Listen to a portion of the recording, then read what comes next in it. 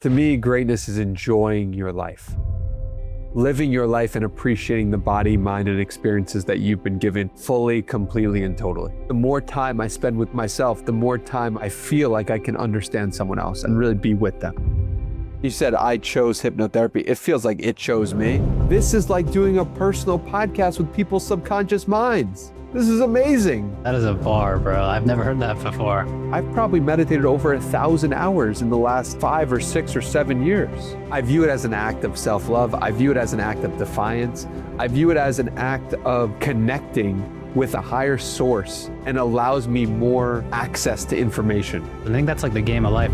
It's like, do you know yourself?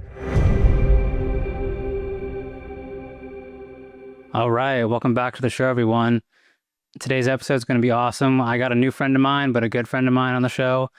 He's someone I admire a lot, and let me introduce him for you guys. So today's guest has built a top 1% podcast in the world with over 470 episodes and 2.5 million plays.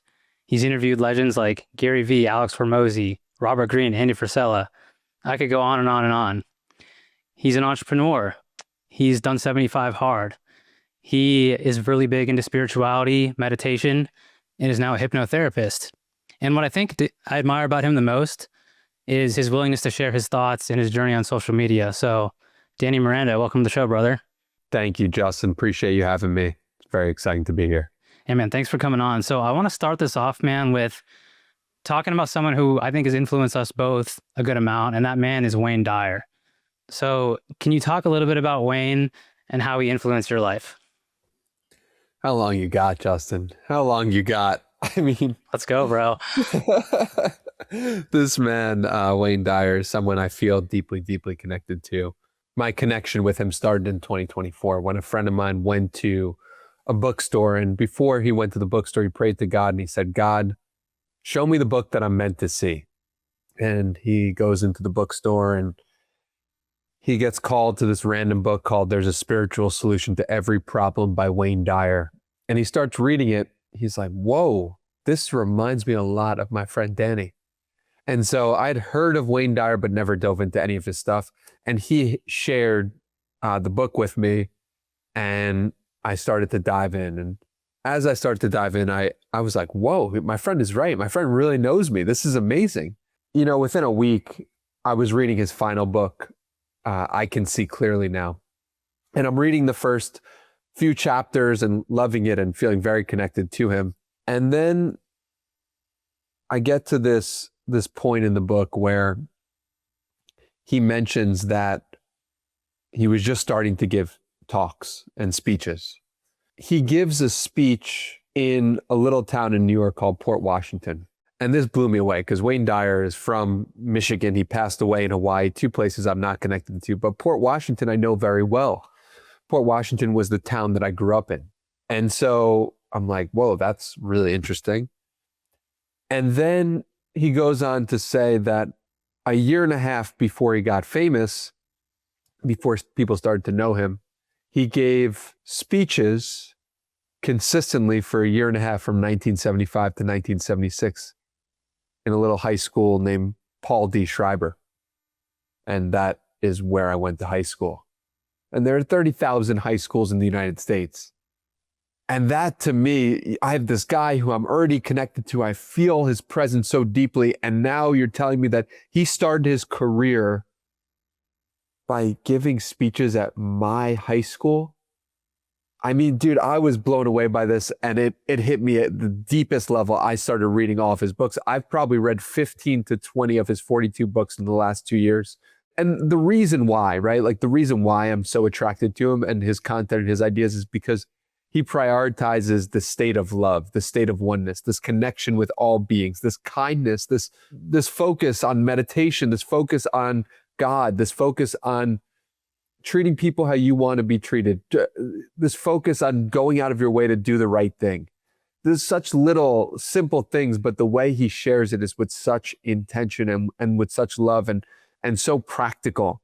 And I really am drawn to it so deeply. So I love that. His work is so awesome. I didn't know he wrote 42 books. I guess I got some reading to do on my end. I've read a few of his books, but my favorite is probably The Sky's the Limit. I think that one is is awesome. And I obviously love listening to his talks. I think one of my favorite analogies he gives is like, about the orange. And he's like, what happens when you squeeze an orange?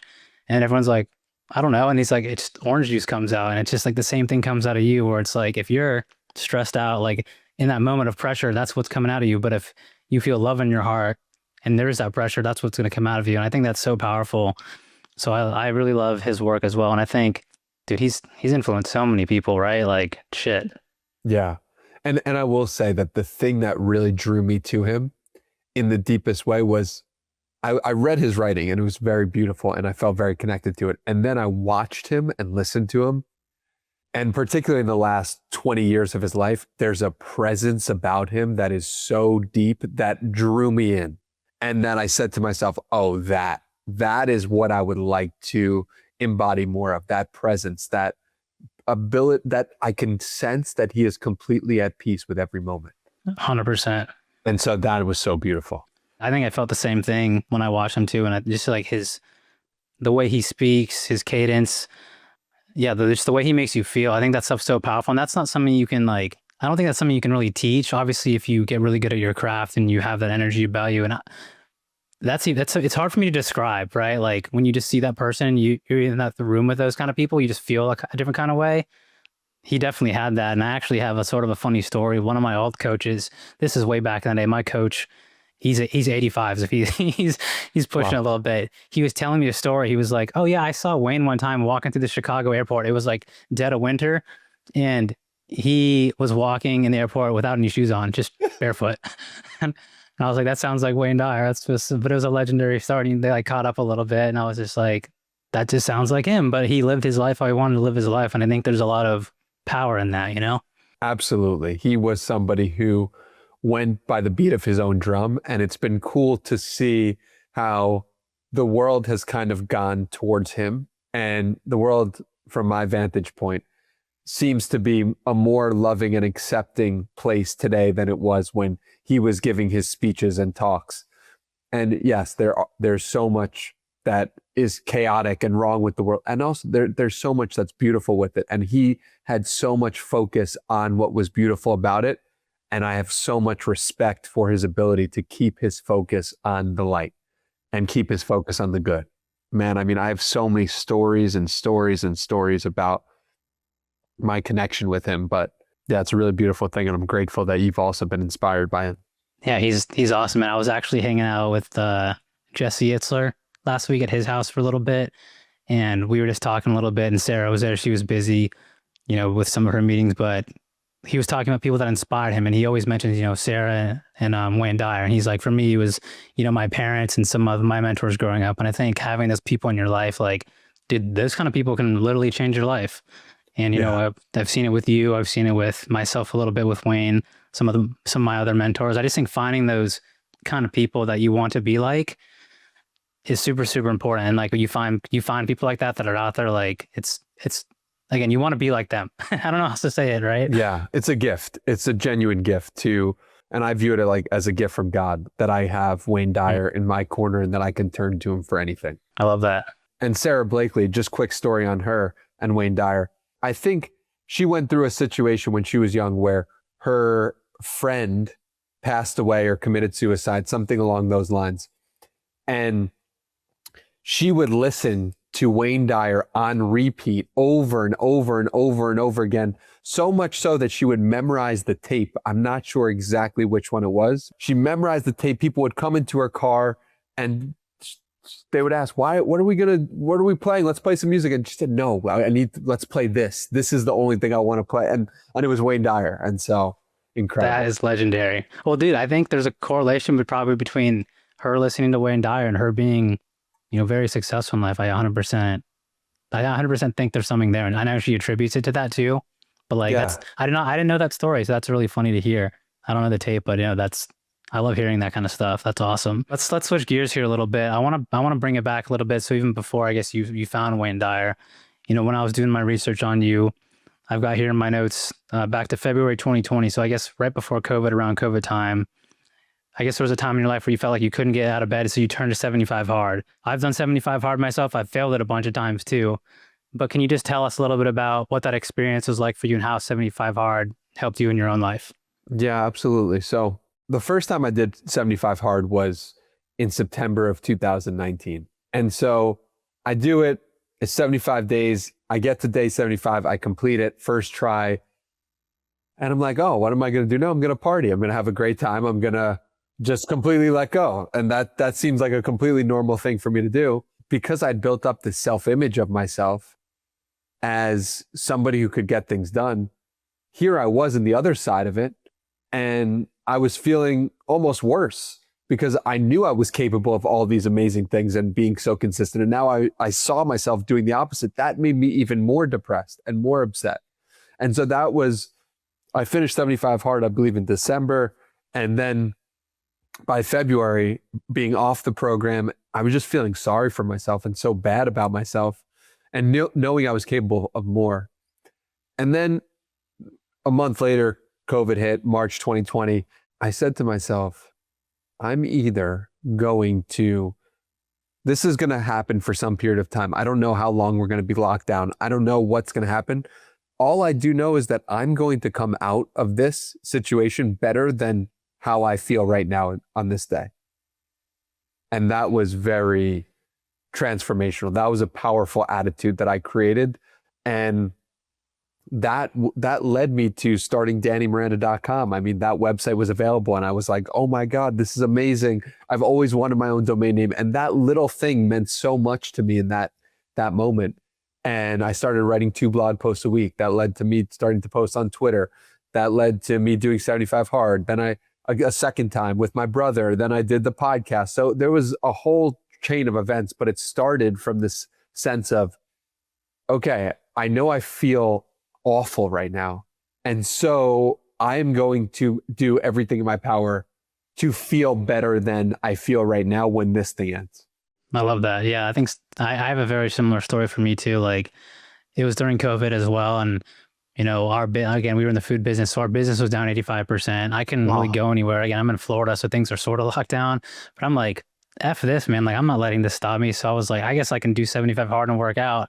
And I wasn't feeling that great at the time either. But that program, dude, Andy Frisella, man, like, God bless that man. Like, he created something awesome. And I know it's changed so many people's lives. And it's nothing really crazy either. But he just put in a format where 2 workouts a day, reading, you know, some nonfiction, a personal development book, eating well, drinking some water, taking a picture to like measure yourself every day. Like it's nothing too crazy, but you do feel like a totally different person as you go through the program. And I think it's very powerful. And I think what you said earlier about you basically asked yourself a question and basically adopted an ownership mindset is what I'm hearing. And I think 75 hard pretty much forces you to do that, which personally I think is a little bit lacking in the world. So I'm curious what you think about the ownership versus victim mindset. All the people that I surround myself with are ownership type people. They either start their own business or act like they do. And so the world that is around me that I see is one that people are full of their ownership mentality people. What I hear, you know, is that other people in the world are not like that. And there's a lot of absolving of responsibility. I mean, I don't know the numbers. We had a good back and forth on Twitter a few months back about people drinking alcohol less. And you were like, yeah, they're not drinking alcohol anymore. They're doing marijuana instead. And so I clearly don't know anything about the broader world at large, but I do know the people in my circle and the people I'm around on a day-to-day basis are all ownership mentality type people. Yeah, no, I love that answer because I think who you surround yourself with, who you look up to is who you become. So I think if you are surrounding yourself with ownership minded type people, that you will adopt that for yourself. Was that something, I'm curious about this too, because I know for me, I sort of had this, Andy calls it, you know, like no man's land, where I was sort of hanging out with my old friends who, I wouldn't say they were like victim mindset, but they were into stuff that I wasn't really valuing anymore. And I wanted to get more into personal development. And then I found myself in this space where I just like was by myself and then I had to go find those people. Did you ever find yourself in that space did you have to attract those people or did they sort of find you?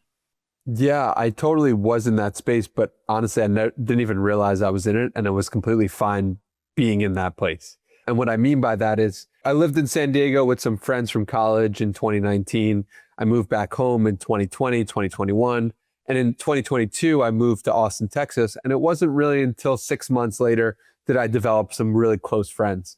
And so you could make the argument that from 2020 to early 2023, or late 2022, I didn't have a close circle or close friends or people who were on my wavelength. But honestly, I was doing the podcast. I was doing 3 episodes a week. I was having fun doing what I liked. And I didn't feel the sense of, I wish I could connect with more people because I had the podcast and I was doing so many episodes. So looking back, I can see that I was definitely in that period of that in between, but I didn't feel bad about it. And it actually felt great for me. I love it. Well, let's talk about the podcast a little bit. Cause again, you've had some awesome guests on. I know you're not doing it right now. You said it could come back, but can you just tell me a little bit about what that experience is like? Doing 3 episodes a week is a lot. Like, we're doing 1 a week and I got a lot of stuff going on. So I'm like, dude, how did Danny do 3? Like, that's crazy. That's so much work. And I respect the hell out of you for that. But yeah, can you just tell us a little bit about what that was like? Like maybe who was your favorite guest? I'm curious that as well. Yeah. So I knew I'm just a regular guy. And I said to myself, how am I going to stand out to the people that I love and the people that I want to connect with? And also, who's the best who's done this? And what can I learn from them? I said, okay, Joe Rogan did 3 episodes a week for 10 years and he became the #1 podcast in the world. If I could just do 3 episodes a week for 10 years, then I could be the #1 podcast in the world. That was my thinking at the time. It's a lot harder to do 3 episodes a week for 10 years than I thought. And it was a very useful frame for me to take the best person in the world and just copy what they're doing. Because then if you do 3 episodes a week and Joe Rogan does 3 episodes a week, you're doing the same output. And so you will get to that level. That was one thing. And that's why I chose that. And the other was I wanted a way to show people I really cared about this thing. And you can really show people you care about something by the amount of effort that you put into it, right? Right now, I'm meditating 45 minutes a day, and I've created this group chat of people who are also meditating for any amount of time they want to a day. But I'm devoting a lot of my time right now to meditation and hypnosis and hypnotherapy to help people get into a theta brainwave state to achieve what they want. And so you can show people what you're interested in by what the time that you're devoting to something. And so I devoted a lot of time to the podcast, and I tried to show as much as I could about that process. And it was very fulfilling as I was doing it. So that's a little bit about it. And I did it for 3 or 4 years and I did 470 something episodes and I loved it. That's awesome. Did you have a favorite guest at all? Or maybe someone that you would want to talk to again? Like after you talk to them, you're like, I need to be friends with this person. Well, I had a really beautiful connection with this guy named Mike Posner. And I wouldn't, let's go. I don't know if he was my favorite episode but he's the person that comes to mind in this moment. And Mike Posner is someone who in 2019, when I was feeling really down, I'd listen to his album, Keep Going. And he recorded that as a way to walk across the country. And then I was listening to it and it was helping me when I was in a down state to grow and feel better. At that time, my mom has no idea that I am listening to Mike Posner, and she sends me a Mike Posner song and it's like, you should listen to this. And so it was a beautiful thing. And then fast forward maybe 3 years, 4 years, 3 or 4. And within the same week, 2 people separately introduced me and Mike Posner. And I said to myself, whoa, what's going on here? Like, this is a guy who's deeply impacted me. And then here I am talking to him. That was a wild connection that happened. And then I spoke to him and I said, wow, like I'm very connected to this person. Like I felt how similar he was to me and I really appreciated that. So he's the person that comes to mind right now. And I really enjoyed that episode. What do you think it was necessarily about Mike that drew you very close to him? I think he's very comfortable or has spent a lot of time in darkness and a lot of time in light. The fact that he has spent so much time and so much energy working on his spiritual health, that came through so strongly. I almost looked at him like a big brother, and so I feel like we have a similar energy and similar way of being and a similar love for life and also a similar knowing of how dark life can feel, even when you are in situations that might seem admirable in some way. Like, for him, it was like he had one of the most listened to songs of all time, but feeling empty inside. I was partying in college. That to me, that was like the pinnacle of what success looked like. And I was feeling empty inside. And so I just resonated with his journey in a deep way. You said something there where you mentioned that he spent a lot of time in the dark. Do you think people have to spend time there in a place where, you might feel empty, you might feel hopeless, to come out on the other side a better person? Like, I'm curious around your thoughts there, because I've seen that with a lot of people that I respect. They know how painful life can be, but they didn't let it stop them. I'm curious what you think about that.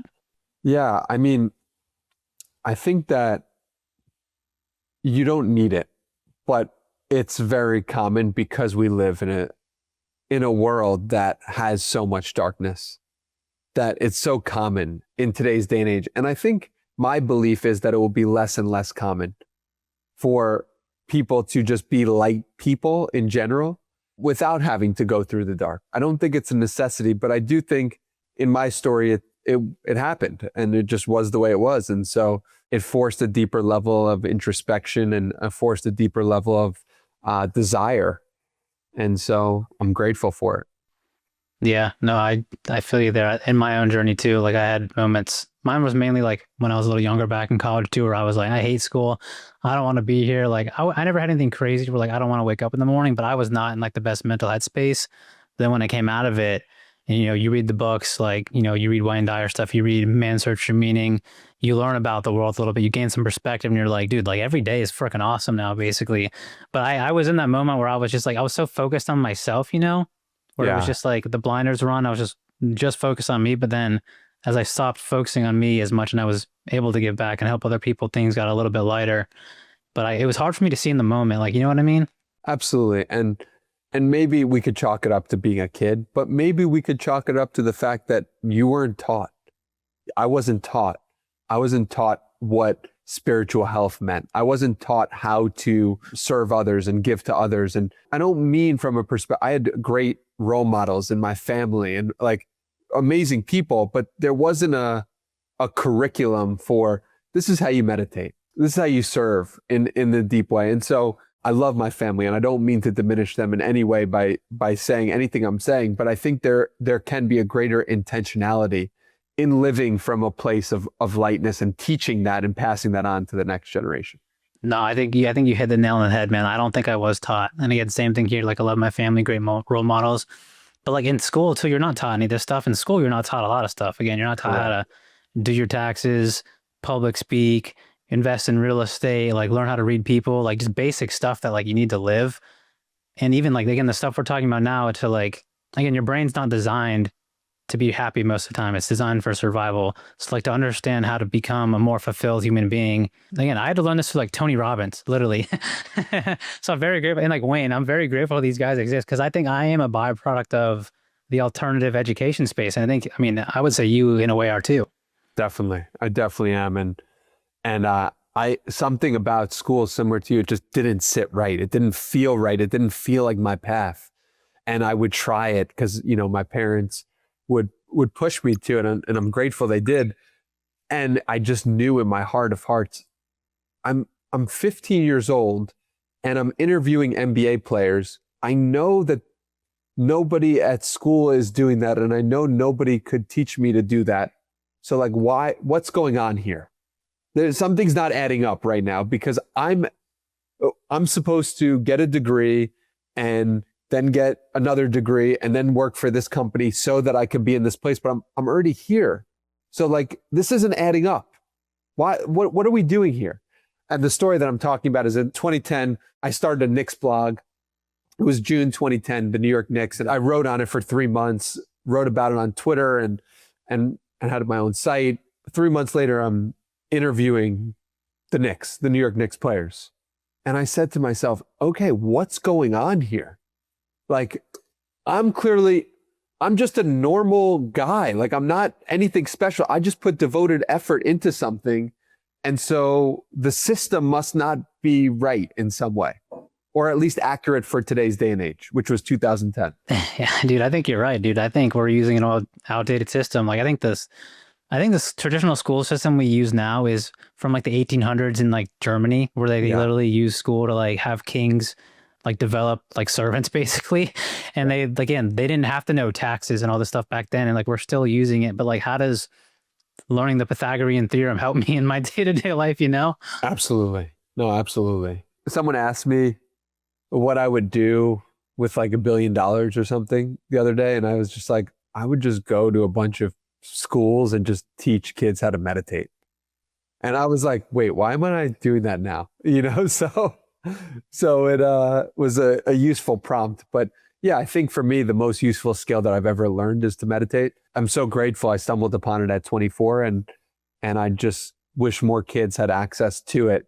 And especially as the inputs become more and more intense with social media and then, you know, AI, it's just going to get more, the technology is going to get so good, is already so good, that being able to know how to separate yourself from it, being able to know how to find your center is going to become more and more important. Yeah, that's something that I can't wait to do, or I'm very excited to do.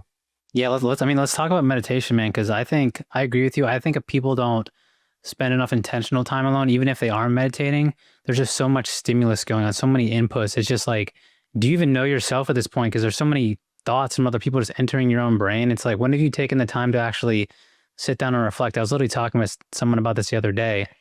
But yeah, walk us through how, I guess, you're doing your meditation practice, and then maybe what else other people can do that's more tactical.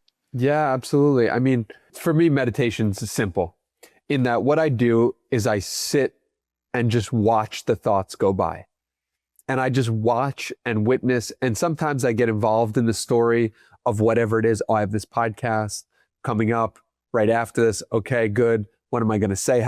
And sometimes I just let it go and just let the thoughts just be. And this process of just being with myself, I view it as an act of self-love. I view it as an act of defiance. I view it as an act of connecting with a higher plane, a higher being, a higher source that gives me information and downloads and allows me more access to information. And so the practical thing that you can do right now is you can turn off this podcast or pause it, and you could just sit there for the rest of the time and just witness what comes up and feel, and ask yourself after 5 minutes or 10 minutes or 15, ask yourself, how do I feel right now? Do I feel more connected to myself? Do I feel better in my body, mind, and spirit? Do I feel like I have more information, or do I have less? And ask yourself this question. And also, don't judge the results. Try to be consistent with this for 30 days or 45 days or 60 days and see what happens. And judge it by how life is after 30, 45, or 60 days, not how it is the first time after going to the gym. Judge it at the end after a few weeks. And so I would say for me, it's a practice of getting to know myself. It's a practice of getting to know God. And it's a practice of getting greater connection with all beings. No, I love that, man. Because I think for me, and I don't like sit down like you every day, but for me, sometimes I'll just turn off the music in my car and I'll just drive and I'll think about stuff. Like back in my day, I spent a lot of time by myself, like in that little no man's land journey. So I felt like I was meditating like 24/7. Honestly, I was just thinking stuff. But I think it's, like I said, I think it's really important, man. There's so much going on in today's world, and people's nervous systems are just in like fight or flight constantly. They can't even calm down. So that's just like another side effect of just being sort of stressed out and thinking all the time. But like meditation, I think it's really important, man. I think just, again, even if you don't want to just sit down for 45 minutes, you can do, like you said, like 5 minutes. That is better than 0 minutes and you just not knowing who you are. Because I think, again, just as my personal opinion too, you might, again, like you said, you're surrounded with people with ownership mindsets. My friends are too, but I think there's a lot of people who don't really know themselves. And I think that's like the game of life. It's like, do you know yourself? If you actually knew yourself, you'd know what you'd want and it'd be a lot easier. You wouldn't be as stressed out. But like, have you actually taken the time to get to know yourself? Have you been intentional about that? And so that's just like my 2 cents right there. I completely agree. And the thing is, you are in a human body right now. How well do you know that human body? How well do you know that human mind? You could know the surface level. You could know, oh, I'm doing this job, or oh, I'm doing this. I'm listening to this podcast. Do you know like where your mind goes when nothing is present. Do you know what happens after 20 minutes of sitting with nothingness? Do you know what happens after 45 minutes of sitting with nothingness? Is there an anxiety that comes up? Is there an anger? Is there a frustration? Is there the way that I see the world today is that there's energy moving through us and we often push it down. Oh, I can't feel that. I'm scared of that thought. I can't believe who I am if I think that thought, or I am that person.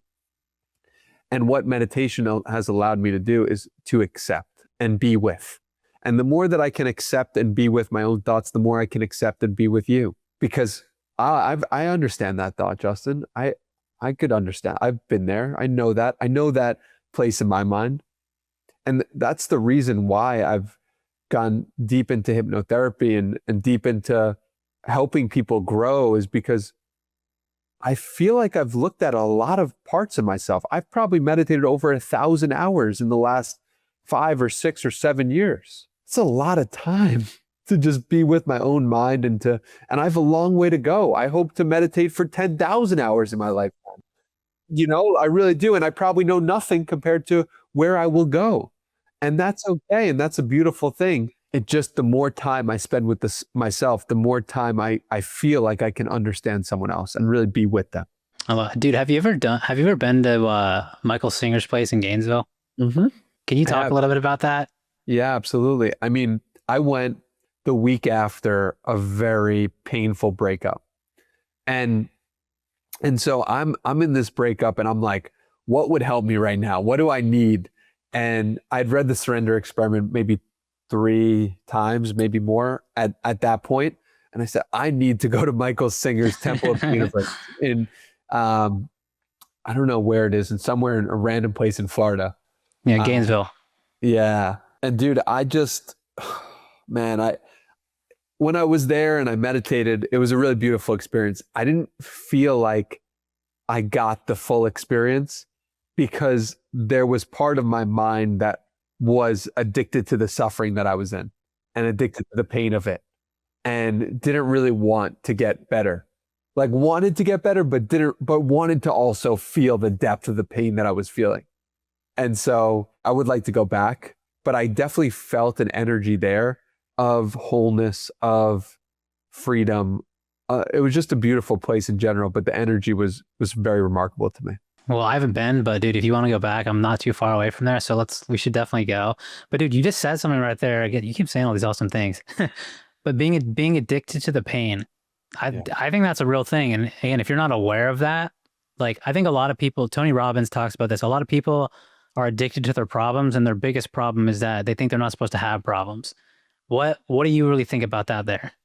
Could you say that again for me? That was a really good line. Tony says that a lot of people are addicted to their problems, and their biggest problem is they think that they're not supposed to have problems. Wow. That's a deep one. Yeah. I would need to meditate on that one.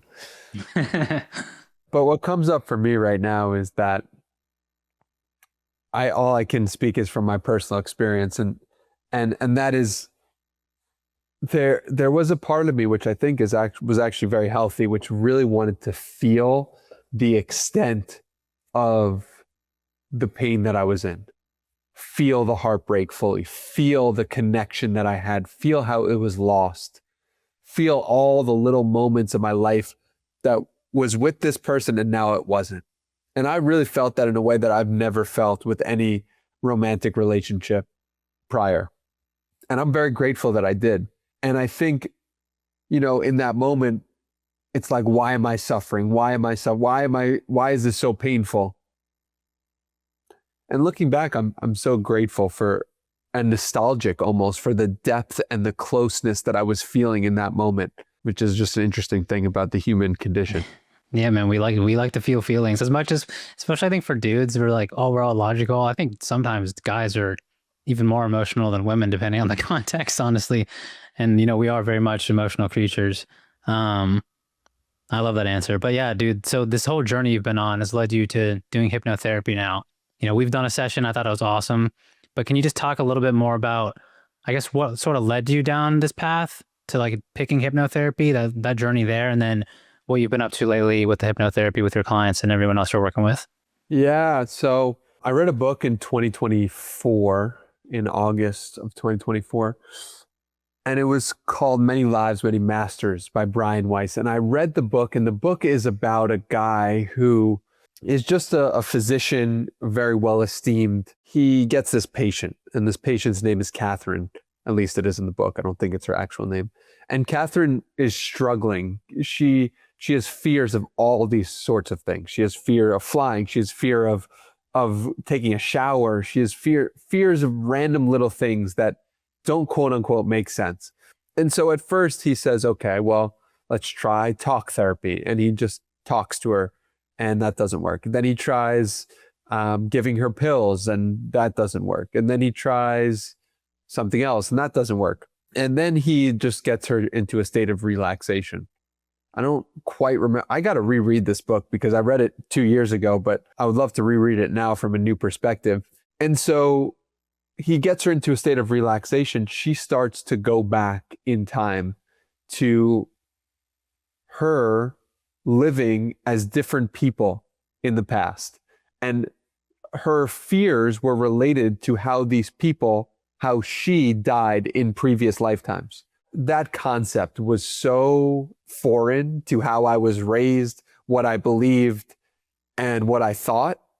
But I was like, this book is making me feel something that I've never quite felt before, which is like, oh my God, I think this is true. Oh my God, like if this is true, this is my whole worldview is kind of gets blown apart right now. So that was a really beautiful kind of like first domino. And the hypnotherapy comes in because he is doing hypnotherapy with her without even realizing it. He later studies in it and later becomes a hypnotherapist. And the reason why you said I chose hypnotherapy, it feels like it chose me, was I was looking at myself and my own behavior. There was another guy named Dick Sutphin who was a popular hypnotherapist. And in the 70s, 80s, 90s, he passed away in 2020. And he was someone who I started to study, and I read his books, and I started listening to his podcast, and I started going deep on him. And I was like, after doing this for 2 or 3 weeks, I said, oh, I think the reason why I'm so interested in this guy is because this thing that he's doing is what you, Danny, also desired to do. And I said, oh, wow, that's interesting. Because it's so obvious, like, of course, the books that hit you the most, of course, the people who you're most attracted to are going to point to the professions that you would like to be in. But I'd never seen that before with hypnotherapy. To me, it's a weird thing to do a past life regression. What's a past life regression? It's a weird thing to do hypnotherapy. That's from where I was raised. I would think this is so odd. And then to even become a hypnotherapist is like an odd thing. Then there are no hypnotherapists that I grew up like, oh, I want to be a hypnotherapist like Sally or like John, like it didn't hit me like that. It wasn't on my radar. So I just said, okay, who do I know that's a hypnotherapist? There's a woman named Grace Smith that I interviewed on my podcast a couple of times, someone who I felt very connected to. I looked her up. Oh, she has a school for hypnotherapy. Okay, well, that's great. Let me just follow that and let me go into that. Let me try this.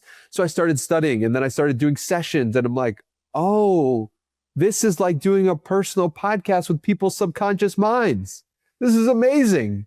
And so I could see, looking back, how all the things that I was building up to led to this exact moment. And that was very fulfilling and exciting for me to see.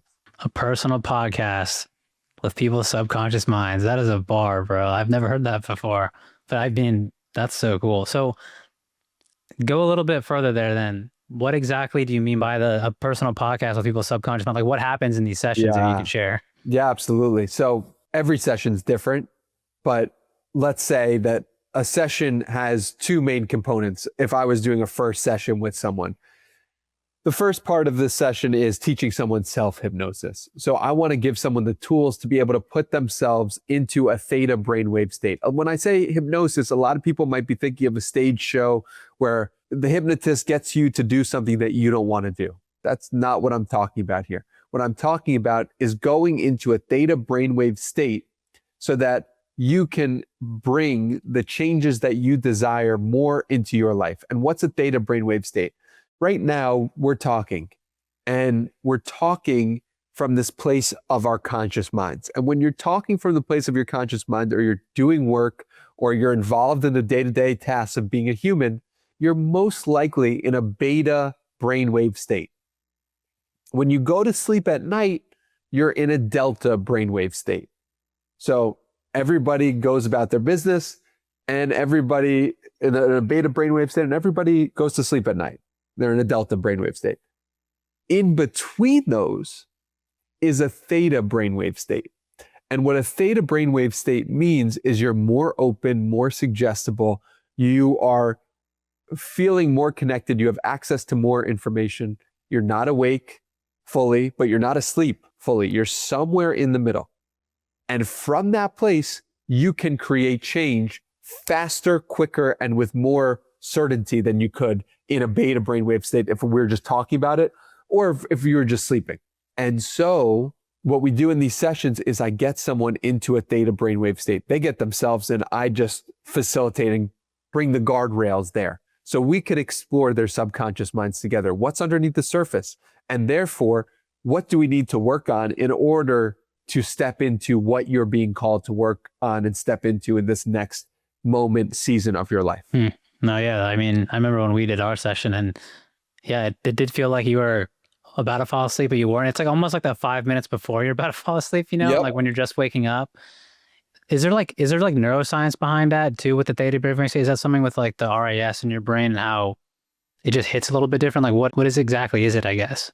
I cannot speak to the science specifically, but all I can speak to is this is a way you're most suggestible and you're most open right before and right when you wake up. You know, I'm sure you've heard that. Like when you go to sleep, it's like say what you desire. And then when you wake up, like live in what you desire. And if you just took that, like you go into a state of hypnosis every day, because a hypnosis is just a theta brainwave state, and you need to get from beta to delta. So in order to get there, you need to go through theta. And I will say also that this is some stuff that I would not have believed at all 10 years ago. And this is some stuff that I would have such difficulty believing 5 years ago. So if you're sitting there like, what is this guy talking about? I'd recommend to see the science. There's a great interview with Dr. Spiegel and Andrew Huberman, and check out that podcast episode because it will address some of the science for the naturally skeptical person, which I was. And that wasn't my entry point, but it could be helpful for someone listening. Got it. And no, dude, so my old coach, again, the guy who saw Wayne Dyer in the airport, he would always tell me my favorite time of the day is 5 minutes before I go to bed, because I get to think about what I want. And again, my subconscious is going to search for what I want. It's working, you know, in the background when I'm sleeping. And I'm pretty sure he was literally talking about the same thing you're describing right now. Wow. That's incredible that he was that aware. I'm assuming that was 10, 20 years ago. He's awesome, man. Shout out to Jim Fandom, man. He's the GOAT. I learned so much from him, but yeah, he's on this kind of stuff too. So, yeah, dude changed my life, and yeah, he's the man. But, I guess just to wrap up here, man, we've talked about a lot of cool stuff. I got 2 more questions for you. So number 1 is, you know, the podcast is called Born to Be Great. So I'm curious, what does greatness mean to you? I gave this a little thought before, and I think to me, greatness means living a life that you personally love. It's hard to be great if you have millions of fans and millions of dollars and you actually don't like your life. To me, that's not greatness. To me, greatness is not winning 7 Super Bowl rings, but being unhappy. To me, greatness is enjoying your life, living your life and appreciating the body, mind, and experiences that you've been given fully, completely, and totally. And greatness to me is about a sense of fulfillment, a day-to-day appreciation, and a desire of moving forward to something. We are not stagnant creatures, but not making that something define who you are. That's what greatness is to me. Damn. Love it, man. Okay, final question. I think this might be a challenging one for you. What's your favorite book? Oh, dude, how could you do this to me? Okay. It's, dude, It's tough. I got asked this today myself, and I was like, dude, that's so hard. what was your answer? I went with Man's Search for Meaning. I was between Awaken the Giant Within or Man's Search for Meaning. Beautiful. Those are great options. I read both of those in 2020. Beautiful. I'm going to go with I Can See Clearly Now by Wayne Dyer. And the reason for that is because that book shows you the magic of life. And it shows you how magical life can get. And if you can really sit with the idea that this is not just some guy who's some guru, but he's a normal guy. And he just, the way that he looked at things was through a lens of magic. That magic will likely enter into your life, and you will be able to see your life more clearly as well. So I'm going to say I Can See Clearly Now by Wayne Dyer, a book that I don't hear many people talking about, but impacted my life in a deep and profound way. Love it, man. Start with Wayne, end with Wayne. But yeah, no, if you guys need some good books, definitely check out Wayne Dyer. So, Danny, how can people get in touch with you, man? Let's end it here. People can get in touch with me by sending me an email, danny@dannymiranda.com. That's the best way to get in contact with me. And if you made it this far in the episode, I'd love to hear from you. Love to understand what you got value from in this episode, as well as what connected, what didn't, who you are, what's your story, why you listened to this full episode. I'd love to know. Send me an email, danny@dannymiranda.com. Hey guys, hit up Danny, book a session with him. He's awesome. Danny, appreciate you coming on, man. Thanks for the time. Thank you for having me, Justin. Really appreciate it.